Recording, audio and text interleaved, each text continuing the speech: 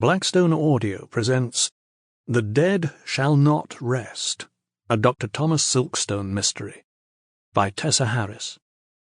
This book is read by Simon Vance. To Philip and Reinhilde.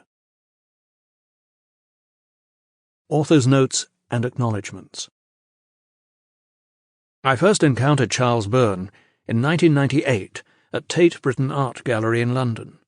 His image, or rather a silhouette of a clay model of his skeleton, formed part of an installation by Christine Borland, whose work was nominated for the prestigious Turner Prize that year. To the side was a small leather-bound volume, open at a page that gave a tantalizing glimpse into the extraordinary story of Charles Byrne, known as the Irish Giant, and his tormentor, the aptly named Dr. John Hunter. For almost 15 years I've wanted to tell Charles's story, first in the form of a screenplay. Hilary Mantel's excellent but totally different novel, The Giant O'Brien, was published after I had written my film script, and for another 5 years my own version of the story remained in limbo until it was optioned by a production company. The project was shelved after a year.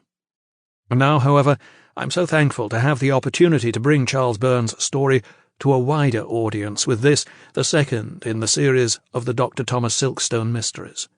While The Dead Shall Not Rest is essentially a novel, I've not changed the names of the three main protagonists because their stories and characters are so extraordinary I did not want to detract from them.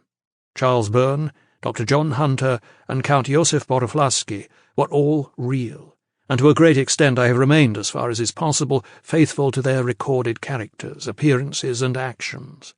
There is one important exception, however. There is no evidence to suggest that the Count betrayed Charles Byrne, and was instrumental in the treatment of his corpse. Boroflaski went to live in Durham, in the north of England, and died at the age of 97. The very unsavoury characters of Howson, Crouch, and Hartnett were also real.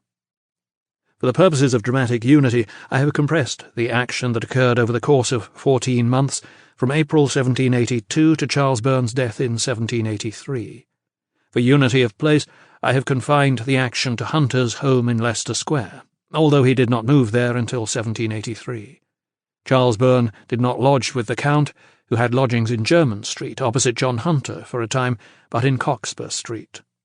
For readers whose interest in this period has been awakened, I can recommend no finer book on Dr. John Hunter than Wendy Moore's The Knife Man.